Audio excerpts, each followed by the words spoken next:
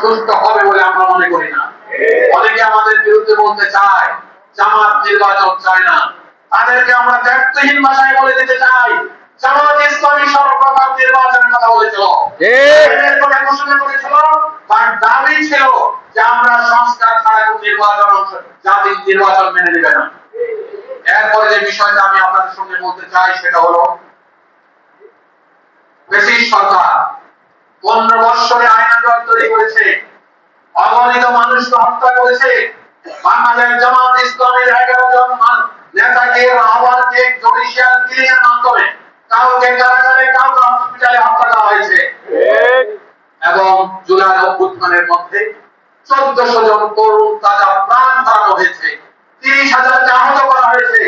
এই বিচার দৃশ্যমান না হওয়া পর্যন্ত এই জাতি কোন নির্বাচন চায় না। আগে বিচার দৃশ্যমান হতে হবে, হাসিনার বিচার সরকারকে ফাঁসির অর্ডার হতে হবে, সরকারের অন্য কাজে হাত দিতে হবে।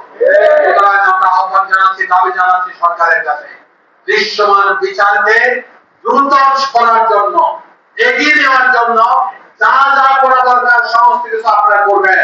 এই জাতি উন্মুখ হয়ে বসে আছে, দেখতে চায় হাসিনার ফাঁসি ঘোষণা হয়েছে, জাতি দেখতে চায়।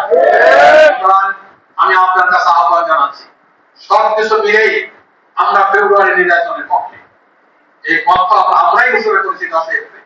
সুতরাং নির্বাচনের আগে সরকারকে আমরা যে দাবিগুলো জানিয়েছিলাম, বিরোধী সকল দল একটি দল ছাড়া এই নির্বাচন সুস্থ করার জন্য যা যা দাবি জানিয়েছিল আমরা আহ্বান জানাবো, দাবি জানাবো। আজকের বিশাল এই রোববার সম্মেলন থেকে সরকারকে দাবি মানতে হবে।